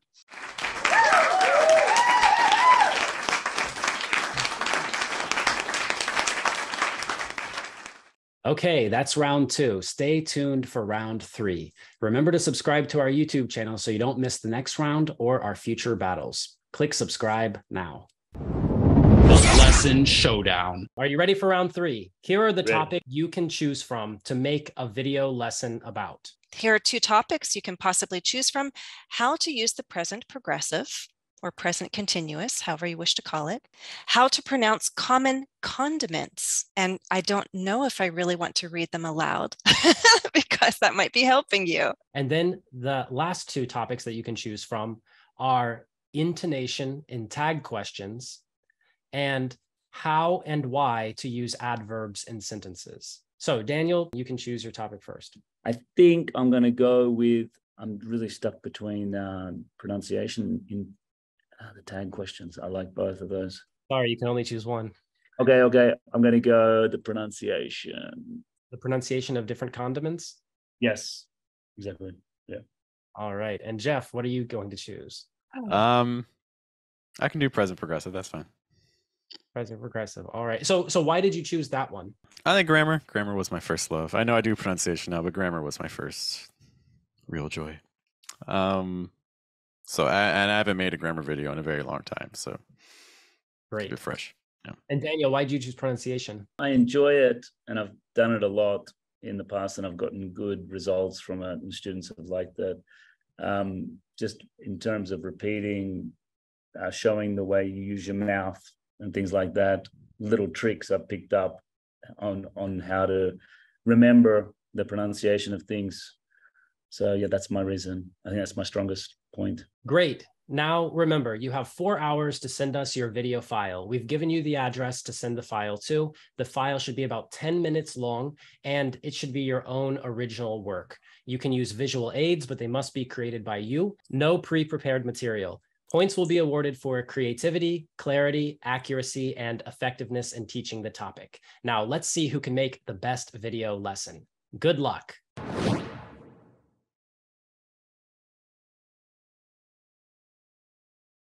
Ten common food condiments that you really need to know. Now, you're probably thinking, Daniel, what are food condiments? So this is what you add to food to make it more delicious, make it more tasty, more spicy, more bitter, more salty. So guys, for example, when you have eggs, you add salt, right? Salt and pepper is a very common one. So salt and pepper. Tomato sauce in British English, in USA, ketchup. So guys, it's basically what you add to food to make it delicious. So guys, here we have 5 of the most common ones, and then I'm gonna produce 5 more. So you have to wait to the end, guys. It's gonna get more and more common, and these are the words that are very difficult to pronounce. So I'm gonna help you pronounce, whoops, I almost made a mistake there. I'm gonna help you pronounce these words as best as I can. So guys, also at the end of this video, I'm giving away a free bonus, guys, a free bonus that's gonna help you with your fluency and make you more confident in speaking in English. It's my little book. It's a little surprise, so you have to wait to the end, guys. But first, let's start, okay? For the number one, what do we have for number one? We have, how do you pronounce this, guys? This is the longest one. Ready? Let's do it together. Worcestershire. Worcestershire. Worcestershire. Can you repeat with me? Worcestershire. Here, I pronounce the words very clearly. Worcestershire. Pronounce with me at home now. Worcestershire. Worcestershire. Worcestershire sauce. Worcestershire sauce. An example, if you're at a friend's house, do you have any Worcestershire sauce? This is a common sauce, guys, that you add to meat. You can add it to fries. You can add it to so many different types of foods. Especially steak is a very common one. It's to make it more flavorsome, basically, and give you that bit of spice, extra kick. That is Worcestershire sauce, guys. Okay, that's a difficult one. Number two, let's do number two together. Tabasco. Can you repeat with me, guys? Tabasco. At home now? Tabasco. Tabasco sauce. Very similar to Worcestershire sauce. Tabasco, guys. Tabasco sauce is very similar. It gives a bit of kick and extra flavor as well. For example, if you are at a restaurant, I would ask this in a formal way. Could I please have some Tabasco sauce? Could I please have? Very polite, guys, in a restaurant context situation. Number three, balsamic vinegar. We've got balsamic vinegar. Balsamic vinegar. Can you repeat with me at home, guys? Balsamic vinegar. Balsamic vinegar. So guys, this is usually used with cooking. Balsamic vinegar. Can you repeat with me at home? Balsamic vinegar. Used with cooking, and it's basically another spice to add an extra kick. Very similar. More delicious, more flavorsome. Next one is guacamole. We know this one, guys, from Mexico. Usually used with kebabs. You can use it with different, very common with potato chips as well. So let's say this together. Ready, guys? Guacamole. Can you repeat with me at home? Guacamole. Guacamole. Guys, it's very similar the way they pronounce it in Spanish in Mexico. Guacamole, we say. So I want you to imagine now you're in a restaurant again, but this time imagine that the guacamole is on the table and you're asking your friend. I would say, would you mind passing me the guacamole? You can repeat with me now at home, guys. Would you mind passing me the guacamole? This is very polite, guys. So maybe with a friend who you don't know that well, and it's very polite, it's very formal. Would you mind passing me the guacamole, please? Okay, guys? And now, number five, pesto, my favorite. When I was in Italy, I lived there for 3 years, guys. I absolutely loved pesto, my favorite. You know, guys, it's green, it's mushy, it's garlic, and it's basically a plant. Pesto, it's absolutely delicious. I always had this when I was living in Italy. It was my favorite pasta. Because this is a quite easy one, it's very short. Ready? Pesto. Can you repeat with me at home? Pesto. Pesto. Again, very similar to Italian, but we say this in English as well. Pesto. So guys, another situation. This time you're with your best friend and you're at home. I would say, pass me the pesto. Can you repeat with me at home? Pass me the pesto.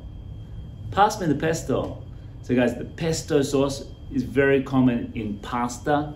The pesto sauce, we add it to pasta, and it's absolutely delicious. I love it. Continuing on with the last 5 food condiments, difficult to pronounce. So guys, here they are, the last 5. Now, you can pronounce these words with me at home, and when you actually move your mouth and practice with me, that's when you learn. Your muscle memory will learn, and the more you say it, the better you will remember it. So guys, at home, make sure you repeat with me as I say it. Okay guys? The number 6, the next one is chutney. So guys, can you repeat with me? Chutney. Here we have chutney. Repeat guys, chutney. What is chutney? So guys, it's basically a paste used in India to add as a side dish, and they add it to different types of meals, like especially meats, rice, and it makes it, again, spicy, more delicious. Next one guys is wasabi. Do you like wasabi? A lot of people don't like this. It's very strong with sushi. It's green and it's very, very powerful, strong aroma. It's even fiery. So guys, we can pronounce this together at home. Wasabi. Here we go. Wasabi. Wasabi. Can you pronounce it with me? Wasabi. So guys, this is used in Japan a lot with sushi, and it's often given in a very tiny, like a dough even, rolled up in a ball, and you just take it as you eat it, the sushi basically. So guys, that's wasabi. And the next one is my favorite, chimichurri. Why is this my favorite, guys? This is from Argentina. This is where I live. And we often have this on sausages in the park. Sausages with a sandwich, tomato, lettuce, and it's absolutely delicious. It's a sauce with garlic, herbs, and it's very spicy. It makes it very, very flavorsome. And the Argentinians absolutely love chimichurri. Can you say it with me at home, guys? Chimichurri. Again, guys, at home. Chimichurri. Chimichurri. Chimichurri. So chimichurri, guys, remember, chimichurri sauce from Argentina. The next one, hollandaise sauce. Can you pronounce this with me at home? Hollandaise. Hollandaise. Hollandaise sauce. This is a very common, like a yellow sauce that goes on eggs, especially eggs.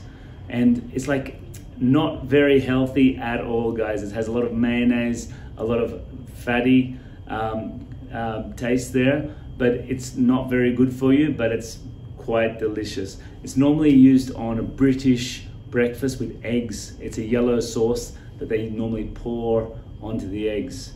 Hollandaise sauce. And the last one, guys, sambal. Can you pronounce this with me at home? Sambal. Sambal. So guys, this is another side dish from Indonesia.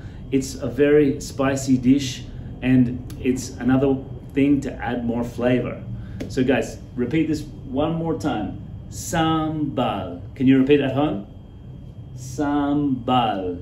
So guys, these are the most common 10 most difficult pronounced words for the condiments for food.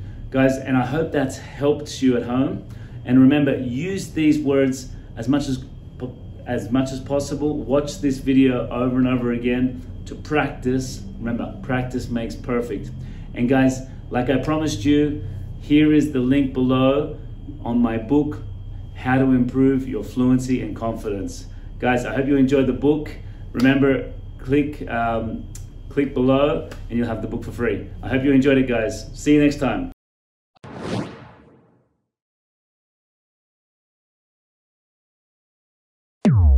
Have you ever bought something thinking it could only do one thing, but then you realize it can actually do a ton of other things too?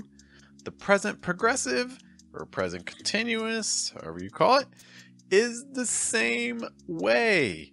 You already probably have heard that the present continuous describes an action that is in progress right now. So for instance, right now I am teaching you the present progressive. Or maybe I am eating something. Or maybe I'm scratching my head. We're talking about an action that is in progress right now. You may have seen a timeline like this. We have the present, and then on the left you have the past, and right you have the future, and the present continuous is right smack in the middle. To make it, you can tell because there's the verb to be, and then there's a verb ing. We're going to use the verb to be in the present, so am, is, or are, and then your verb ing. So for instance, I am speaking. He is running. She is sleeping. It is boiling. Another way to think of this too is if you can add the adverb phrase right now, you can also get this phrase. So for instance, it is boiling right now. He is talking on his phone right now. But there's actually so much more involved with the present continuous based on how you're going to hear native speakers using it. In fact, it might actually even break a couple of rules that you're familiar with. We're going to run through these, and then at the end we're going to do some practice exercises. The present continuous can also be used to describe an action that is ongoing. They're putting a plan in place over the course of this semester. The present continuous is also used to show an action that happens multiple times, or it's iterative. The phone is ringing. It already rang 3 times. The door is banging against the wall. Again, like 1, 2, 3. You can also use the present continuous to talk about something that happens in the future. They're showing your favorite movie next week. I'm taking an English class next semester. You can also use present continuous to talk about habits, especially ones that are slightly negative. He's always calling me when I'm trying to work. He's always calling me when I'm trying to work. I'm always cleaning up your messes. I'm always cleaning up your messes. Notice that we use always a lot with this, and it's also a little bit negative. This isn't something I'm very happy about. Now, you may have heard of a concept called a stative verb. The big thing to know about these is these verbs usually do not use a continuous form. However, there are times where you can actually use a continuous form. This is especially used to show extra emotion. For instance, the McDonald's campaign, I'm loving it. I'm loving it because I really, really like it, according to advertising. The course is costing us a lot of money. The course is costing us a lot of money. Normally, you would just say cost, but if you really want to emphasize the price, you can use that present continuous. Another example of a stative situation that goes continuous is when you're describing behavior that has changed. You're being very nice today. That means usually you're not nice, but today you are being nice. You're being very nice today. He's being very annoying. He's being very annoying. Normally he's not annoying, but today, oh my gosh, he won't stop bothering me. To build on that too, you can add some adverbs of time to show that this is a state that's happening right now that's unusual. You're being very talkative today. You're being very talkative today. Normally you don't talk this much. Continuing with stative verbs becoming progressive, you see this in situations that use constructions like more and more, less and less, faster and faster. He's looking worse and worse every minute. He's looking worse and worse every minute. I'm studying more and more each day. I'm studying more and more each day. You can also use the present continuous to make things sound friendlier while also maintaining some politeness. We are hoping you enjoy your stay. We're hoping you enjoy your stay. We're wishing you and your family a great holiday. We're wishing you and your family a great holiday. Now that we talked about functions, let's talk about how to actually say the present continuous. One way you can do it is by just pronouncing your verb to be. So like, he is going. She is going. It is going. Or are. You are going. They are going. I am going. I am going. But the reality is when you actually start listening to native speakers talk, you don't actually hear that verb to be very often. Let's look at examples for all of the conjugations of the verb to be. I am becomes I'm. So I'm going to keep saying every... I'm going to tell you about... You are becomes you're. You're going to find fossil. You're going to remember this talk. He is becomes he's. Imagine what he's going through. He's going to move mountains. She is becomes she's. So she's going to get up from her... She's going to share 5. It is becomes it's. It's... As if it's going to... We are becomes we're. We're going to keep boosting our bill. Or were. And we're going to need to see... So we're going to push her. They are becomes there. They're going to be... Or they're going to... Also note for stress that your subject pronoun and your verb to be usually are not stressed. So whatever comes after with the ing usually has a higher pitch. We're going. We're going to see. He's leaving. He's leaving in like... They're sleeping. When they're sleeping, I think... I'm running. I'm running through an... Say this sentence twice. The first time, say it with the verb to be in its full form. The second time, say it contracted. He is going to the park. He's going to the park. They are sleeping at midnight. They're sleeping at midnight. She is not having any. She's not having any. They are not going to help. They're not going to help. Let's do a quick activity. Watch this video and give a description that uses the present continuous.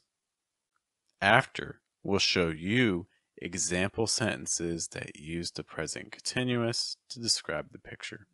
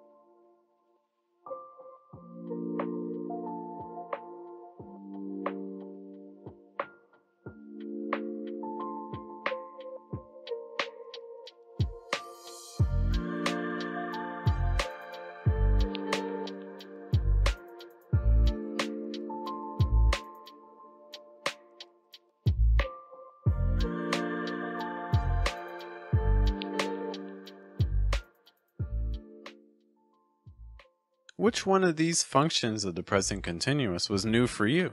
Be sure to let us know. And thank you so much for watching our video. Okay, that's round 3. Stay tuned for the judge's final decision. Remember to subscribe to our YouTube channel so you don't miss the judge's decision and our future battles. Click subscribe now.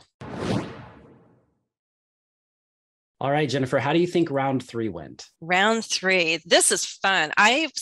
First of all, want to say I am amazed, guys, because I can't remember the last time I ever made a video in 24 hours. So the fact that they pulled this off, I'm very, very impressed because a lot goes into lesson planning in general, but lesson planning for a video involves planning it out, at least partially writing a script, if not word for word. You have to flesh it out to some extent. And then you film. You don't get it right in the first go all the time. There's going to be multiple takes. They have to edit, upload. It's a process. And the fact that they did this in 24 hours is amazing. So good job, guys, truly. I don't know about you. I don't churn out videos in 24 hours. Yeah, absolutely. That was amazing. Both of them, I thought, had great video lessons. And Daniel, I really think that his charisma just shines through on videos, and it's this quality that is really hard to have, that he just kind of naturally shows. What Daniel reminds me of is I've seen this before, and it just amazes me. I remember I was looking for pictures a long time ago online to use in a video or maybe a lesson, and I came across this teacher with students. They're like in a jungle or woods or something, and the teacher was just there out teaching the students. Maybe there was a board or a paper, but they had none of the technology that we have today. It was the teacher giving the knowledge and giving practice. That was their classroom. And it really takes a special kind of person not to have much in the way of tools or resources, and to work with what's within and deliver from there. It's all possible. Tools are wonderful. They enhance our teaching. They do. But at the same time, if you were stripped away of all of that, could you still teach? How comfortable would you be? And Daniel's delivery reminds us that you can be very simple and still effective. And what carries that is personality in video. So for Daniel, he has wonderful energy on camera, which is so important. Whether you're on camera in the classroom, if there's negative energy, it's really hard to watch even past a minute, right? He carried it straight for 10 minutes with the same level of energy. So I really appreciate that. Good explanations. Very natural delivery. I noted good examples for context, right? He was thinking about the context of teaching these words. So the main objective was to teach the pronunciation of them, but he took the time also to explain, which is, again, showing how all the skills are connected, that when you learn vocabulary, it's the meaning, but also how to say it, when to use it, who uses it, in which context. And Daniel had very good awareness of all of that and how all those aspects come together. So good context for each of the condiments. Very nice personal touch, which is something I greatly appreciate. There's a couple different styles basically that teachers can take.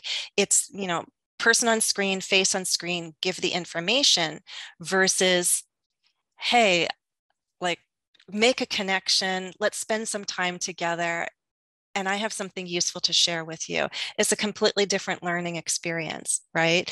And I appreciate that he worked in some personal commentary, anecdotes that was not a digression, but it supported his explanation. He's talking about like his travels to Italy or where else he's been. And it engages, which is so important for a 10-minute lesson. Can you hold my interest and make me want to spend those 10 minutes with you? So he's very successful in that. Good job, Daniel, for that. I also noted the number of repetitions, which is something I hope teachers are aware of too. When you're teaching something for pronunciation or vocabulary, how many times have you said the word? Because they need to hear it, and not just like over and over, like I don't know, salt and pepper, but I forget which one he said. I don't know, like salsa. You'd say it 5 times or more. Multiple repetitions are necessary. The students need multiple exposures to that word for them to clearly understand it, and then also take note of the pronunciation. So whether the number was intentional or not, I appreciated the repetition of the target word as he worked his way through the list. Yeah, I have a couple more comments, but I'll stop there for a moment and see if you agree with that much. Yeah. I absolutely agree with everything you've just said. And I just have to throw in playing the devil's advocate, right? So the quality of the video and audio could be a little bit better. But like you said, like using what you've got, I mean, it was very natural. Everything was, you point out the repetition and the target words. This was great. I agree with everything that you said. Okay, what I am going to throw out is the list. So if you remember the original challenge, there was a list of topics to choose from. So I would say, okay, it was a 10-minute video, which means I totally accept the choice to add on to the list, 10 items for a 10-minute video. I think originally there were 5, but originally the task included completely different ingredients, which I didn't hear. And I was hoping to hear variations of mayonnaise, like mayo. And do you say syrup or syrup? What is syrup? Mayonnaise, syrup, butter. Are you going to teach a flap tea or not?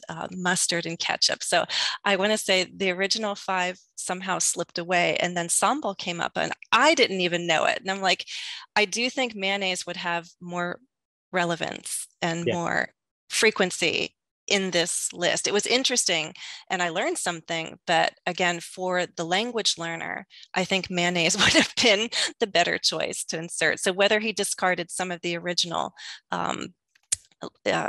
condiments or not, that's one thing, but I wouldn't have scrapped all of them. Yeah, I agree. And the ones that were in the list were very relevant, very frequent. Sambal?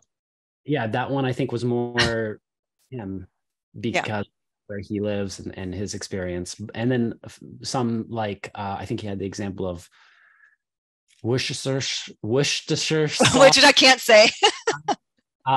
Which like, you're living in Massachusetts, so like there's Worcester, the town, the city, Worcestershire, right? And yeah, I would say Shire. I wouldn't say sheer or sure. I forget what he said, but so like that one also, I feel like most American people, and I don't know, avoid it.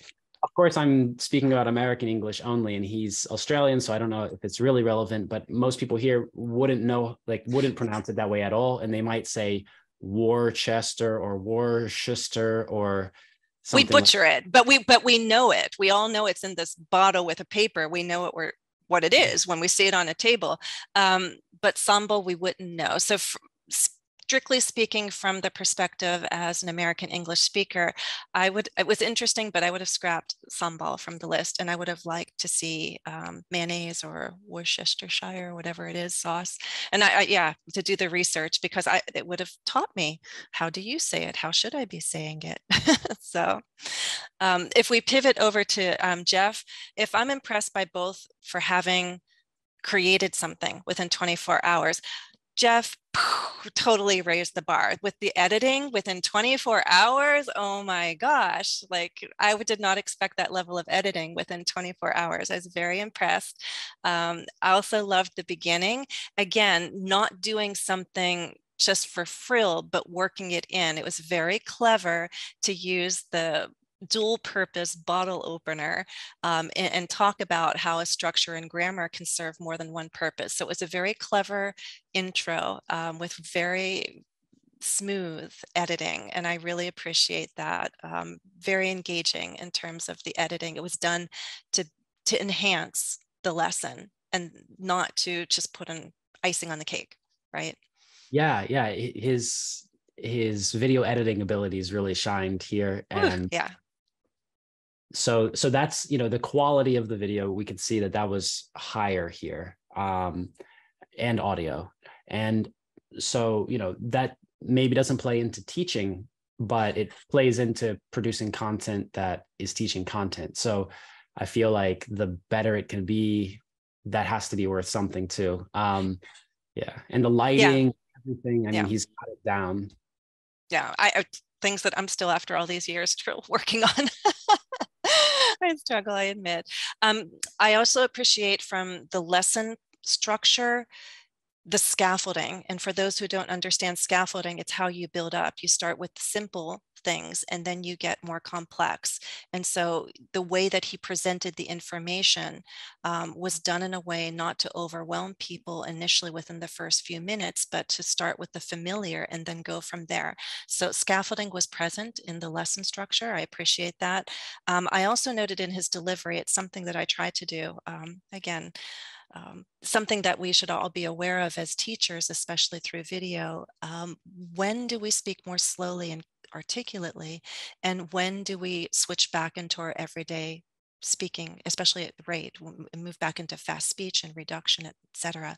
I liked that he had some of that variation. It's often what I've said, and I've picked up the pace over the years myself, but I still defend my choice to slow down, especially when it's a grammar explanation. And I feel this is a little complex. I need you to follow along. I will slow down to make this point because I don't want people to struggle with comprehension of what I'm saying in terms of, sounds and such, but the content. So he did have variation of speech, which is a subtle skill to master. And I appreciated that. He had plenty of opportunity to speak naturally, but during critical grammar explanations, he slowed down. And I appreciate that. Yeah, I noticed that too. I thought that they both had a pretty good teacher voice. Yes. But I felt like Daniel's charisma allowed that to be like very natural. Yes. Whereas like the Geoff that we saw in the rounds and the Geoff that we saw in the lesson, of course, they're not going to be the same, but I felt like with Daniel, they were like, I don't know. There's just this indescribable quality about him that gives him this thing. Not that Geoff doesn't have that, but I just felt like I caught the teacher voice in the beginning and it stood out. And so the variation stood out because it was kind of set. Whereas in Daniel's video, I felt like from the beginning I was with him or something like that. Like it's hard to describe. I also feel the approach of working with a whiteboard set up expectations for this lesson feel, and also the directions that Daniel was giving was very classroom familiar for those who've studied in classroom, of like repeat after me or let's move on. It was predictable, but in a comfortable way. So I think overall it was a very comfortable, positive, natural experience overall. So I appreciate that. So both are bringing something to the table. One thing I want to call Geoff out for, just like I called out something for Daniel, like, hello, the original list had these 5 and you scrapped all of them and went in your own direction. There's a small typo, actually more than one. You got to be careful. And I know that the time is what prevented this from being caught. You're teaching the present continuous or the present progressive, not the present perfect. And on the screen, more than once, I believe the present perfect is what was up there, which could, you did not, you got to be careful with those call outs. And hey, everyone who uses call outs has done this. Even if you're writing on the board, sometimes like you're saying one thing and you're writing a different thing, it comes out. But call outs are tricky. Our fingers are typing on the keyboard and your attention's focused elsewhere and you don't catch the fact that you use the wrong term. I've also said sometimes I'm saying like subject plus verb and out of my mouth comes object, but I didn't hear it because I'm already thinking about where this direction's going. And it's not until even later during editing, I'm like, oh my gosh, what did I just say? Right now I can figure out a way to take that out and still make it work. Or just the disclaimer, sorry, time stamped at this, I misspoke, I apologize.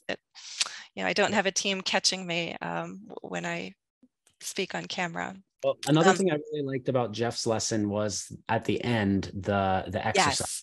Yes. I thought that was a really cool element to include. And because it is a 10-minute lesson, he did deliver the information that he needed to deliver. Before that, he had enough time to do that. And I felt like it was really good. It was the full package in the sense he had something to engage. There was explanation, examples, and then the practice, which within a 10-minute video should be possible. So if you look at it from that standpoint, you think the final minute in Daniel's lesson could have been a wrap up, a summary, some way to review quickly and integrate the words. I think Daniel made an attempt at the same thing when he like referenced a book, like go check out my book about this, or go like moving on to the next resource, putting it into practice. But I felt like Geoff executed it way better because he gave the practice. And if it were about pitching a product at the end, then Daniel went right to it, but I feel like still Geoff could have pitched something at the end of his and it would have come across even better because of the practice. Yeah. So again, great job for even producing something so quickly, something of quality within 24 hours. Both had more strengths and weaknesses. There are things that all teachers can look and applaud and take away and say, oh, that's good. Maybe I need to do more of that, natural energy. What's your energy level when you teach? Hopefully it's like not off the charts. It doesn't have to be, but you want to bring that positive energy. And remember that whatever tools you select, make them work for you, make them support your lesson. They're not there for frills. They're there to support what you're doing as a teacher. There was that, yeah, I don't appreciate seeing a typo like that, seeing it, that we're teaching one topic and the label on the screen is saying something different. But in the grand scheme of things, it was a really well-designed lesson, Geoff, and really well polished, well planned, well delivered. And for that reason, I'm going to go 3 and 2. 3 for Geoff, 2 for Daniel. I'm going to do the same. 3 for Geoff and 2 for Daniel. Okay, let's count the total points. Geoff, Fluent American, the Flue-tenant, is our champion. Well done, Geoff. And Daniel also gave a great performance. To everyone watching, if you'd like to join Battle English as a challenger or even as a spectator, go to our website, wespeakenglish.com/battleenglish and discover what Battle Ready English looks like. Stay tuned for more Battle English. Remember to subscribe to our YouTube channel so you don't miss the next battle. Thank you to everyone who participated in this battle, and we look forward to seeing you at the next one. Battle English at wespeakenglish.com. Do you agree with the judge's decision? Write a comment under this video and tell us your opinion. Learn more about Battle English at wespeakenglish.com.